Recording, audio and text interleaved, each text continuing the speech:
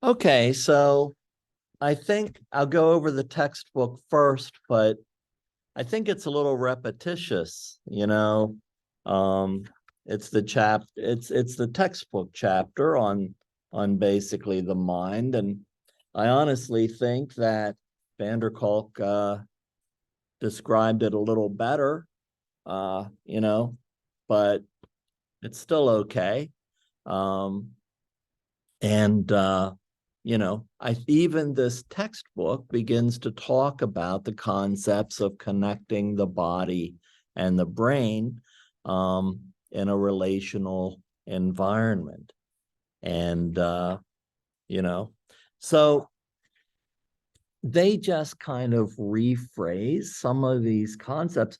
I even think like the whole relational thing, they kind of I'm not going to say it's that original, you know?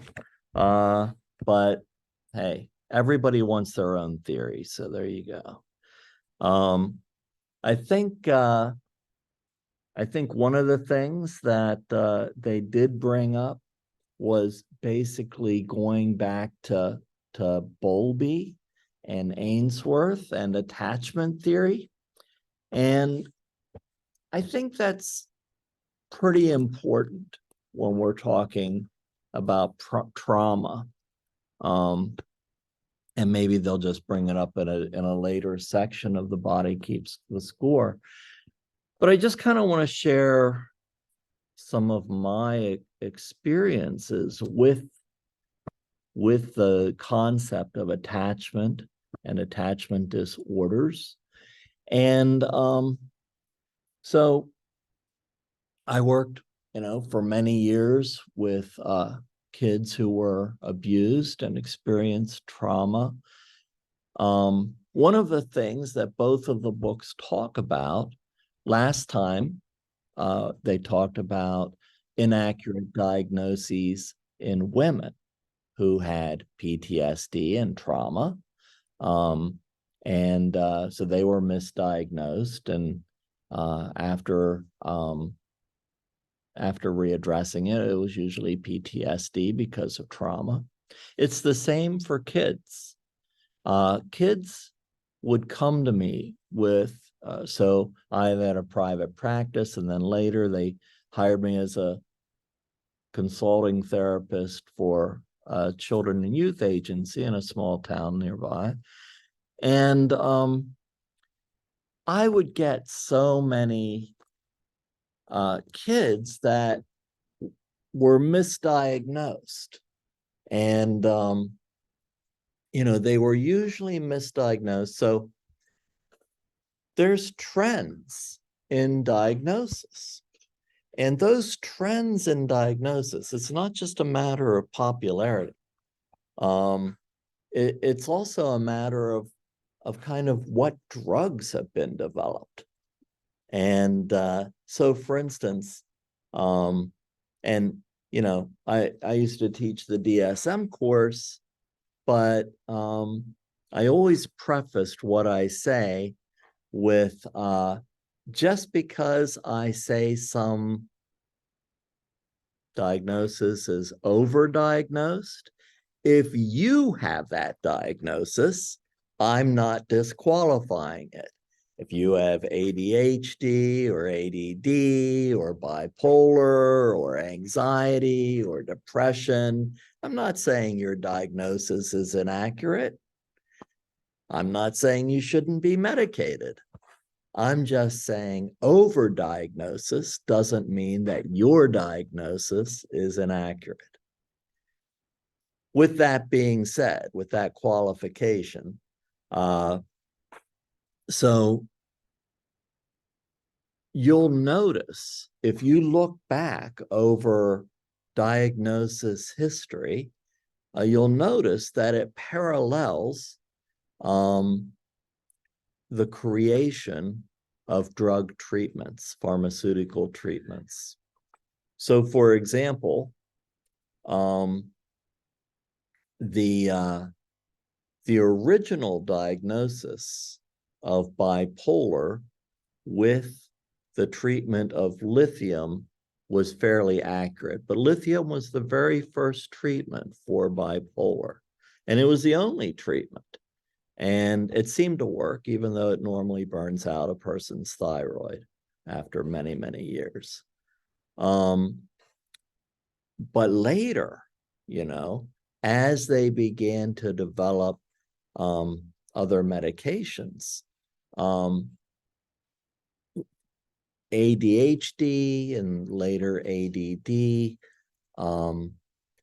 I would rarely refer a child to a psychiatrist until they were at least 12 years old, because their bodies and minds are growing so fast before that point that it's very difficult to regulate a dosage. And we really don't know how new drugs affect both mental development and physical development. So if you compare the diagnosis of ADD, ADHD to any other country, basically, the difference in the diagnostic process is severity. So the criteria is pretty much the same. However, other countries look at the severity of the symptomology and the life impact. And as a result, very few young children are ever diagnosed with it, because if you look at the criteria in the DSM, any young child displays that symptomology. So you have to look at severity and life impact. Basically, if a child didn't fit the symptomology and the criteria, I'd wonder, why aren't they? So if you look at any other nation in the world, there are very few diagnoses of ADD or ADHD. In fact, over 95% of all diagnoses occur in the United States. With that being said, almost all of the medication is prescribed in the United States. In fact, it is so over-medicated that it is now found in our drinking water, along with birth control and some minor traces of SSRIs. And that's because drinking water is pretty much recycled. So our bodies process that medication and it goes back into the water supply. Other things that are found in our water supply is basically antibiotics, a few other things. So almost all of the medication is prescribed in the United States for some reason. How do other nations deal with this diagnosis? Well, for one, there are very few diagnoses in other nations. And if they do have a diagnosis, their last resort would be medication. And usually not at a young age. But if you look at the statistics of young elementary school children taking medication, it's fairly high in the United States. So that coincided with the development of Ritalin. And Ritalin is just one molecular structure away from cocaine. Adderall is just one molecular structure away from methamphetamines. So yeah, they're probably going to focus a lot better.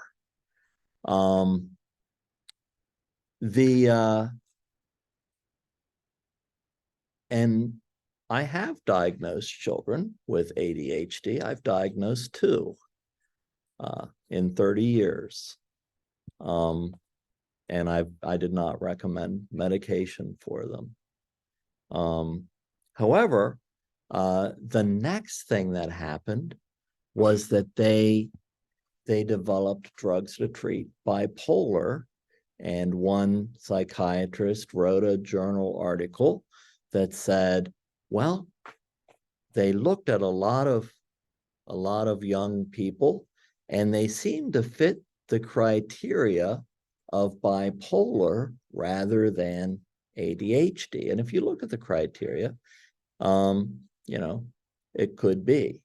I think every child under 7 is bipolar. They all fit the criteria. And, I think that that all coincided with the next wave of medication. I think that bipolar is a much more valid diagnosis than ADHD. I think that it is a chemical imbalance. I just think that, once again, it's overdiagnosed. Just because you fit the criteria doesn't mean you fit the severity of that criteria. And so a lot of young children are now being diagnosed with bipolar. The rule used to be that we never diagnose somebody with bipolar under the age of 12, because lithium could be a toxic drug in the bloodstream. But now we diagnose very young people with this. There are also other diagnoses. Those are the two most overdiagnosed. There was a time period when benzodiazepines were way overused. Rolling Stones wrote a song about it, Mother's Little Helper. Now they're really watching that as a controlled substance. So sometimes it swings from one direction to the other. Way overdiagnosed. Everybody loved Valium. Now it's Ativan or lorazepam.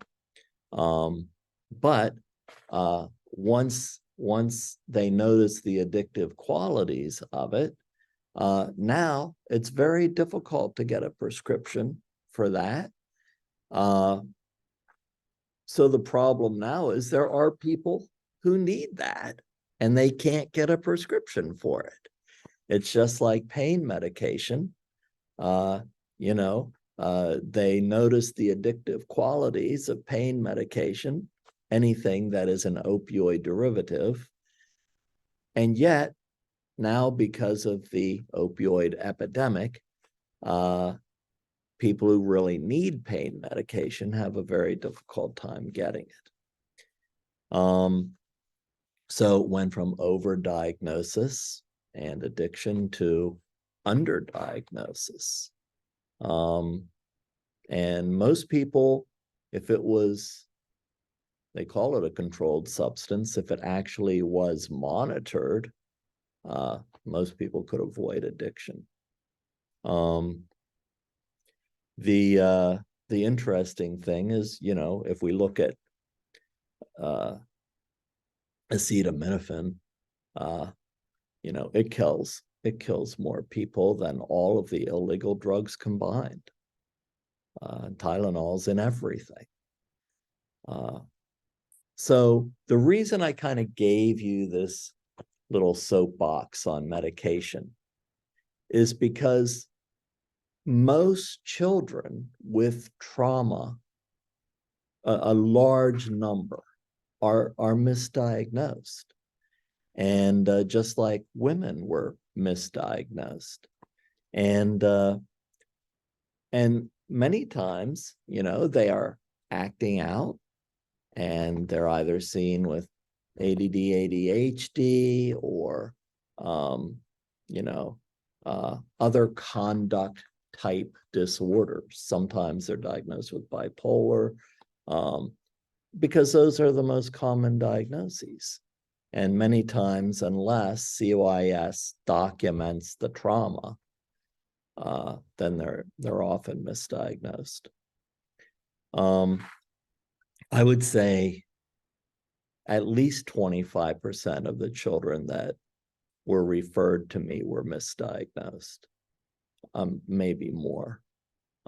So then I would have to consult with the psychiatrist. We'd go over case history, we'd go over criteria, and fortunately, I was working with a pretty good psychiatrist who really kind of wanted to minimize medication for younger children. And he was willing to, work with me. Many times I saw very young children. The problem is if you get kids under 8 years old, their body mass index is often very low. And so these same medications can create physical symptomology or side effects. Usually shows up in the form of tics or compulsive movements. And if I noticed them, I would immediately have them reduce the dosage, especially if we were seeing them for the first time. Then most of the caseworkers would just say, oh, that's just a nervous tic. No way. And the problem is, if you don't reduce the dosage, the tic becomes permanent. And then it's impossible to reverse. And if there's a physical tic that everybody can see happening, what else is going on because of the over medication? What's going on with the brain development and brain stem and other things? How else is it affecting them? So I think that one of the things we need to look at with any child who experiences trauma is, let's make sure they have the correct diagnoses. They can have multiple diagnoses as well.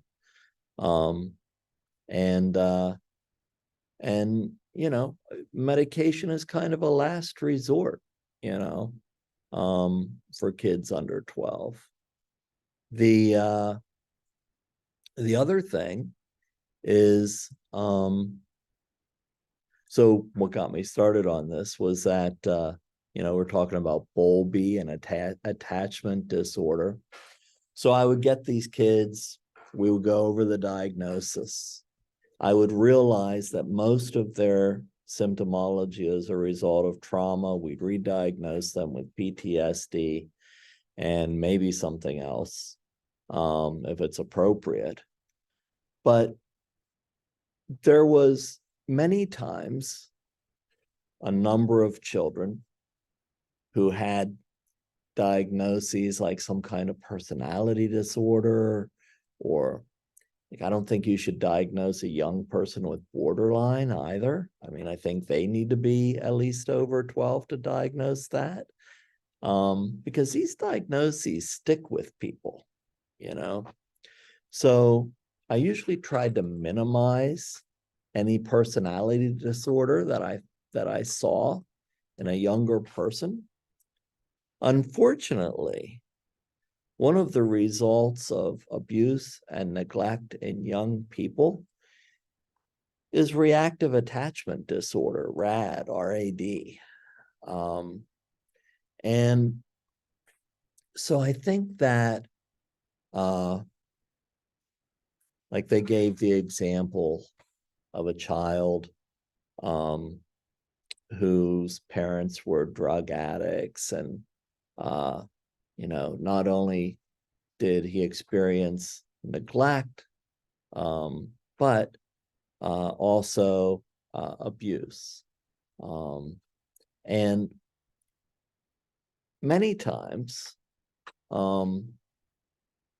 neglect and abuse is a result of a parental addiction.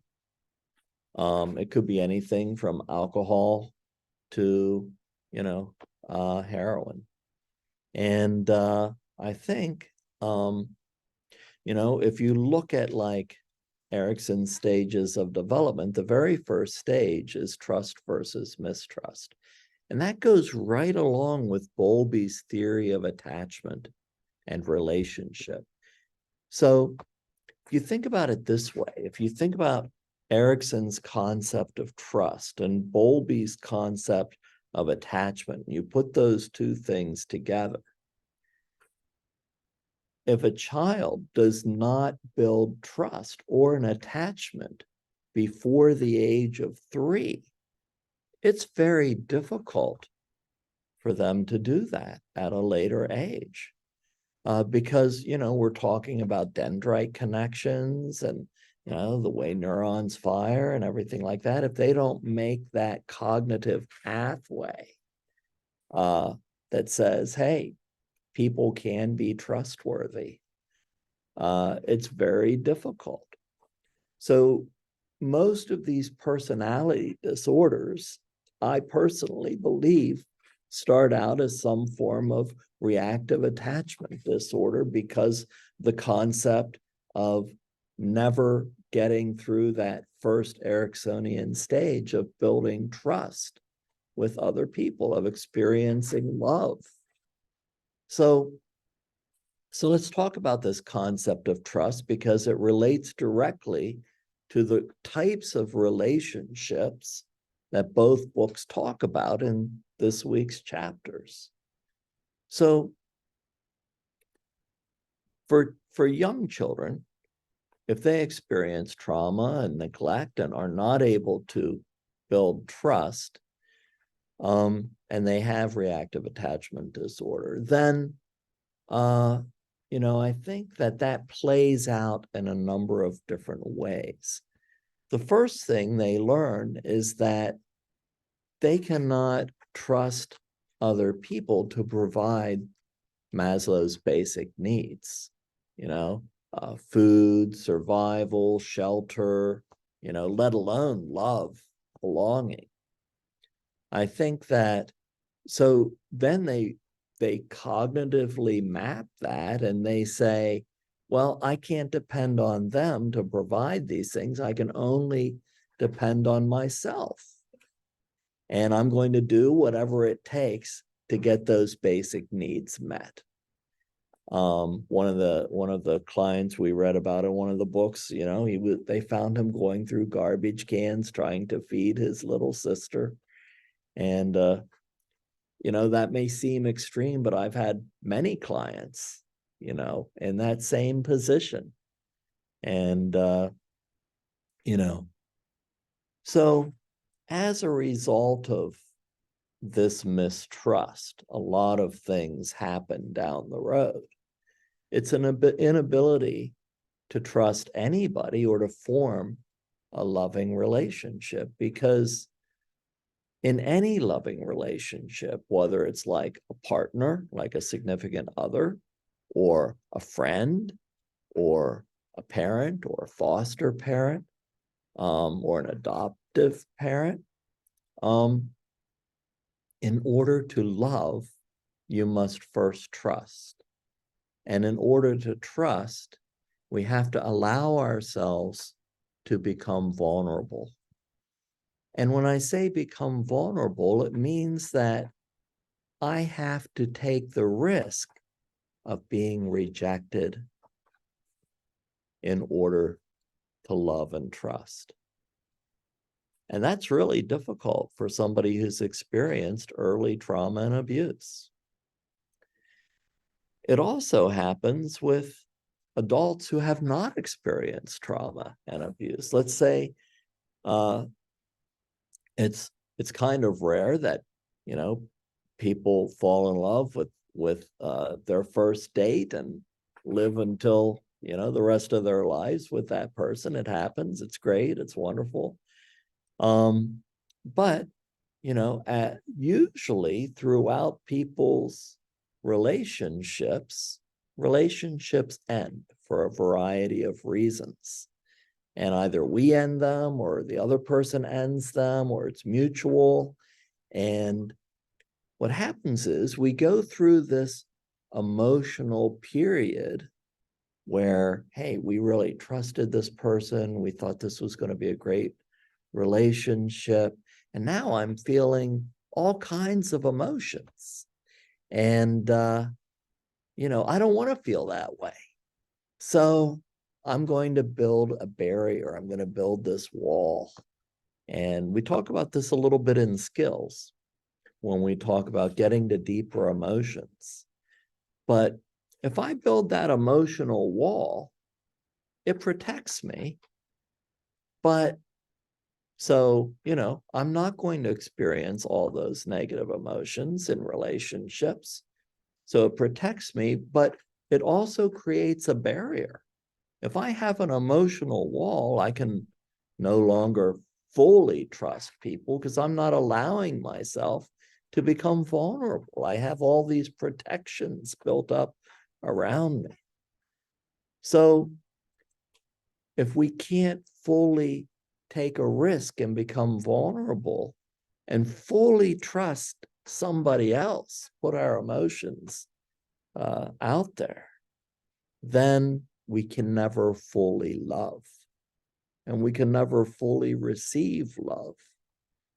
And that's a predicament that a lot of people are in because of some negative relational experiences, whether there's abuse or trauma, or whether it's just a bad relationship. So I think that's one of the things that young children deal with.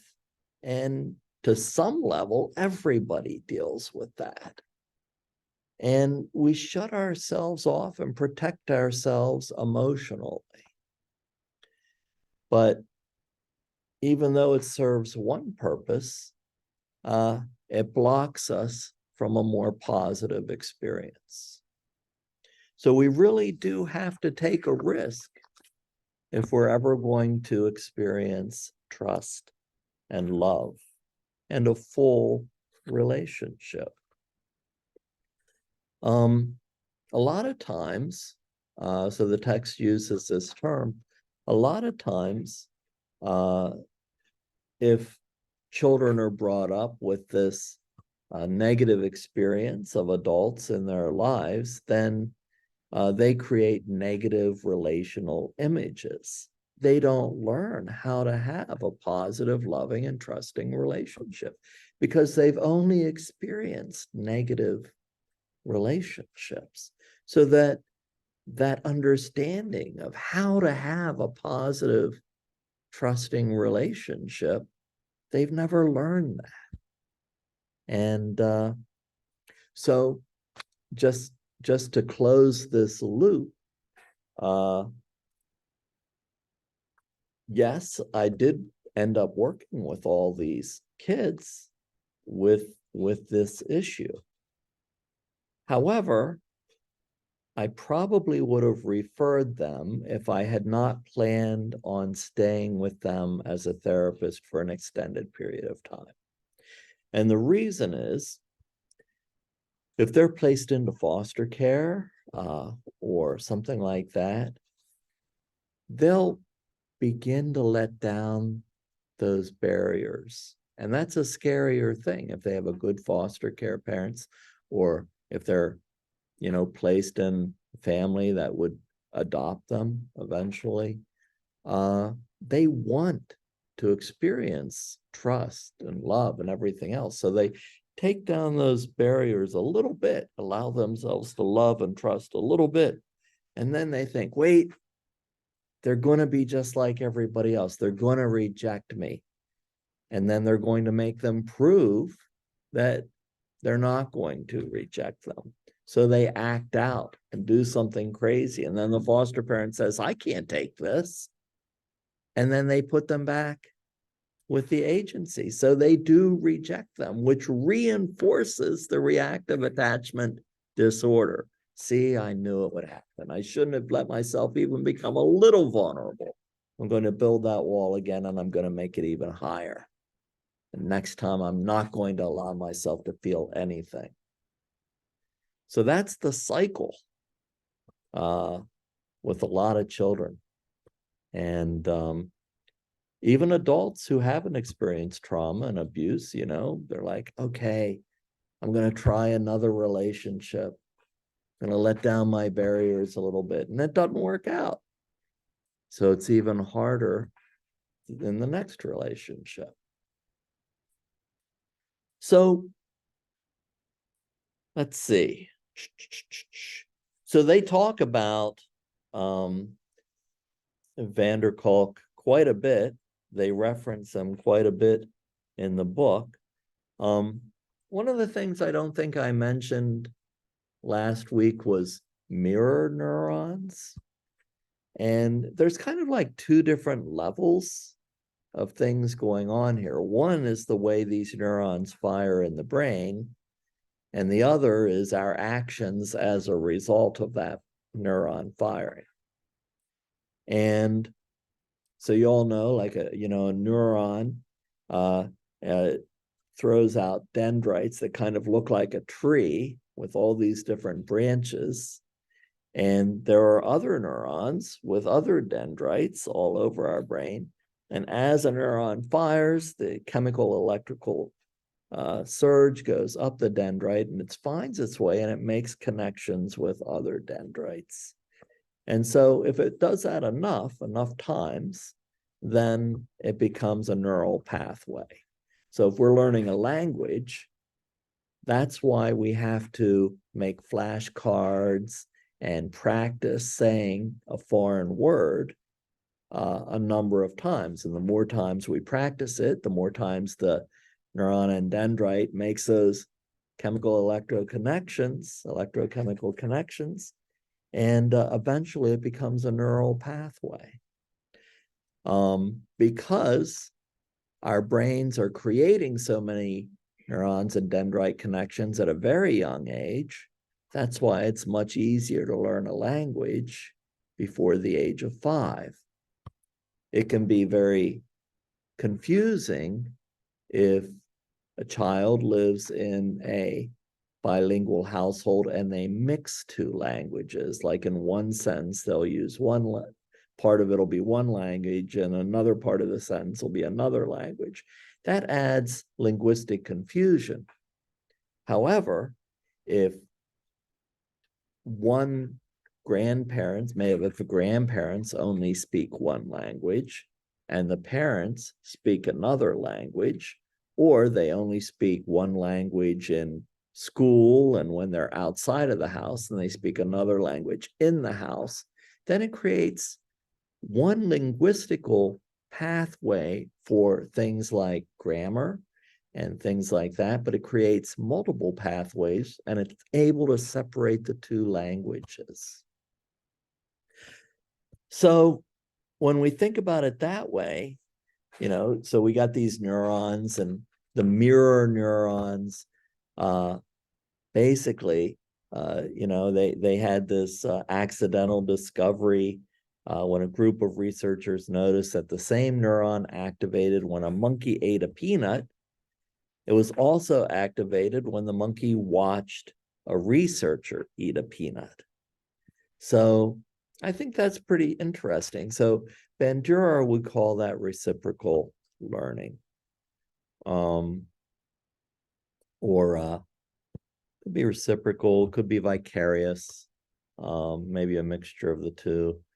But the interesting thing about this is that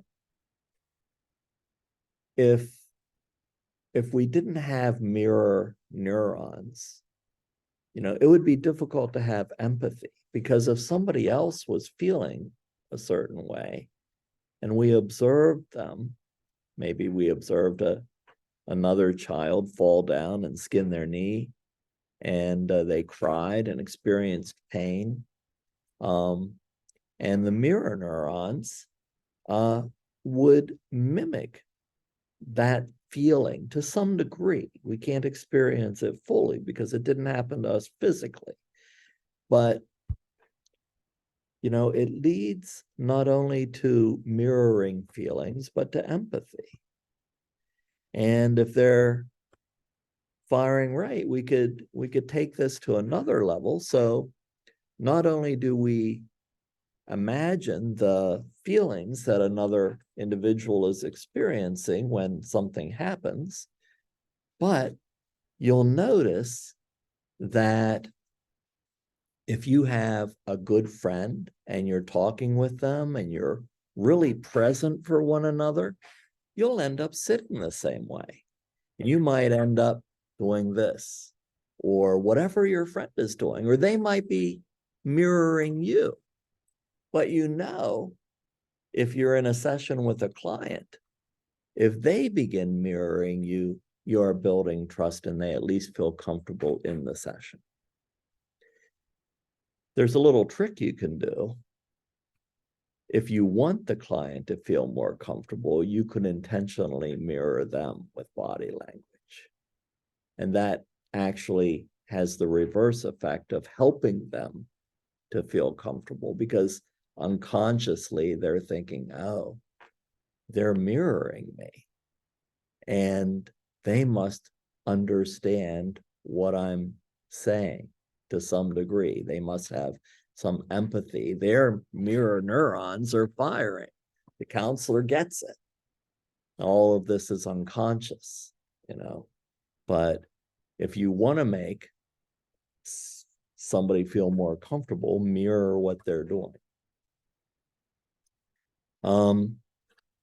Let's see. If that's not working, that's a problem.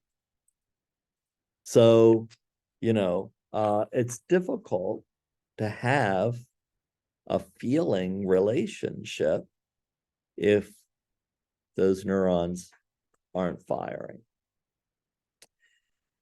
Let's see what else. So they go through the same things, the amygdala, basically how that works. We talked about that last week. The lack of activity in the prefrontal cortex.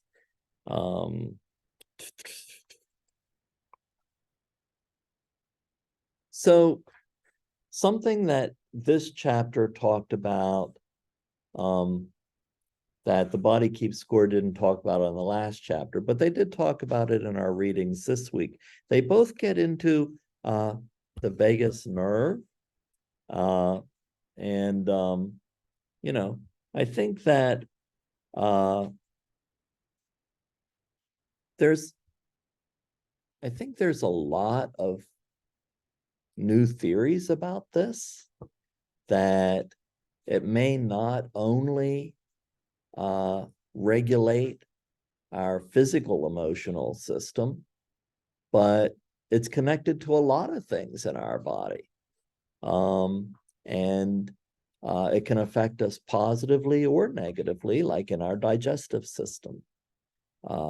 So I think there's a lot more research currently going on with this.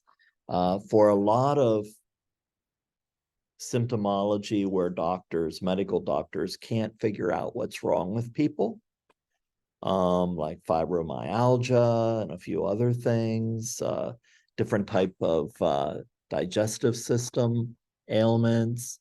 You know, they're really looking into these connections.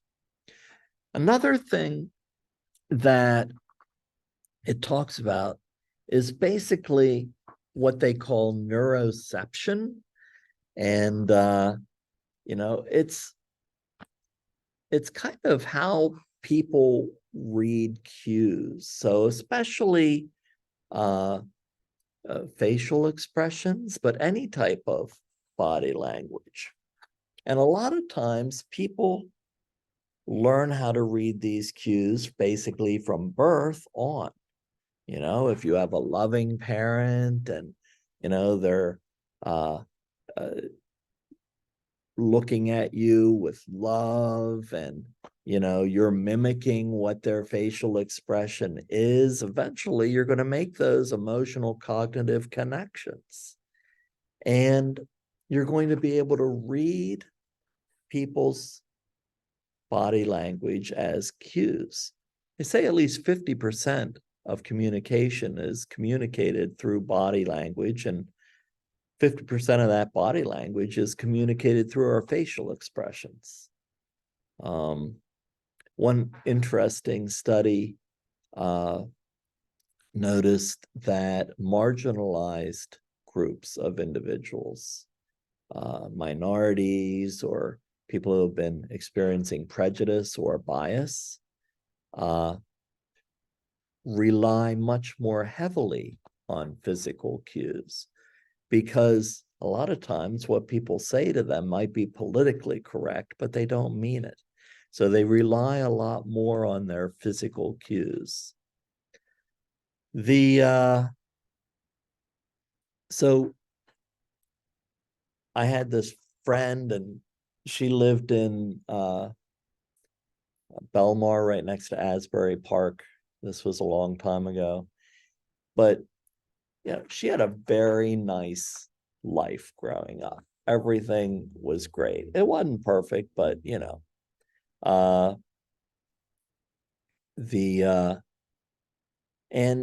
I experienced all kinds of different things in my life, but all kinds of adversity and different situations. But so this was when MTV was big, and I forget what they called it, but every year they would go to a different beach for the summer, and they would have singers on stage and hang out with everybody on the beach, and everybody would go to that beach and be on MTV. And so that year it was at Belmar Asbury Park. And so I'm like, hey, MTV's there. Let's go down to the beach. And so we were there.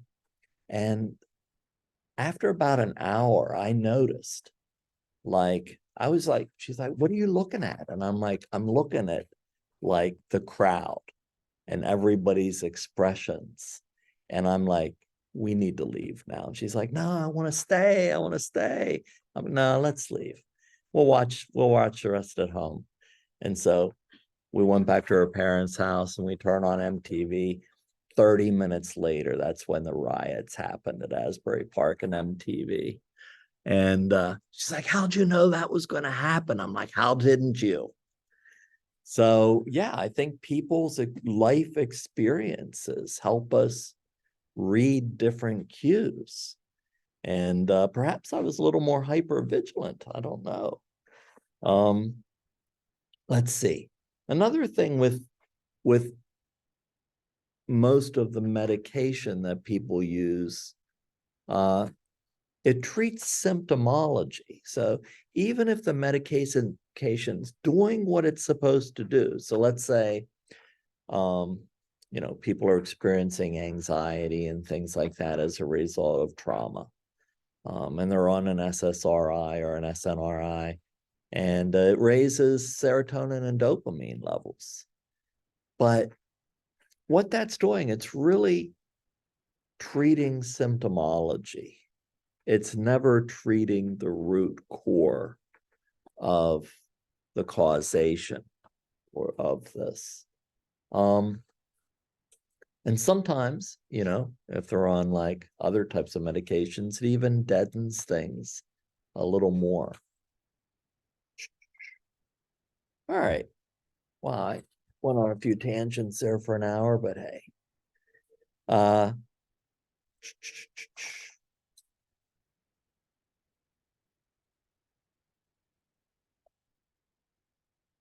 I think that's good for that chapter.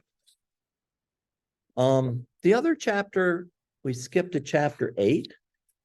And, I think this was a more, I don't even know if interesting is the right word, but I like reading about case studies, because it adds context to the human dynamic that they're talking about. So one of the things I always find not only amazing, but horrifying is the statistics of some of these things. So as you read this chapter, look at some of these statistics. Like in 2017, now that was 6 years ago, more than 5.6 million people experienced a violent crime. Now that's in the United States. That number used to be pretty high, and then it went down, and now it rose again. We're not sure why, but it did. ACE, just remember that's adverse childhood events. They talk about long-term psychological effects of adverse childhood events. They give you a lot of good case studies in this chapter. And that's probably what I'll ask you about is what's your reaction to this case study? They found a strong relationship between a number of factors like people who experienced one ACE were twice as likely to attempt suicide. Those who experienced 6 or more ACEs were 24 times more likely to attempt suicide. These trends held for depression and drug and alcohol use. For example, people experiencing 6 or more ACEs were approximately 4 times more likely to use drugs, nearly 3 times more likely to engage in problematic or heavy drinking. So we know why that is. You know, it's really just self-medication, a means to escape emotional, turmoil after a trauma. And then it becomes an addiction, whatever they're using to escape. Suicide is also an escape. People think, oh, why did they want to die? Well, they didn't. They wanted to escape either physical or emotional pain. And they've tried everything else, and there was nothing left in their minds to do. And so they just wanted to escape that pain. Let's see, this also talks about childhood misdiagnosis. Just some other stats, approximately 674,000 children experienced drug abuse or neglect in the United States. 2017, 70% of the children killed by their abusers were younger than 3 years old. According to reports of CSA, to Protective Services, more than 63,000 children experienced sexual abuse, usually by someone they knew. Recent data shows that every 92 seconds, another American is assaulted, including rape, abuse, incest, or other means. And we don't know how much goes unreported. One of the highest unreported traumas is male sexual abuse, males who have experienced sexual abuse. And that's because of the gender role messages males get while growing up. So they don't want to be seen as in a negative light, even though they were a victim. So they feel as though they'll be judged. I think everybody would feel that way, but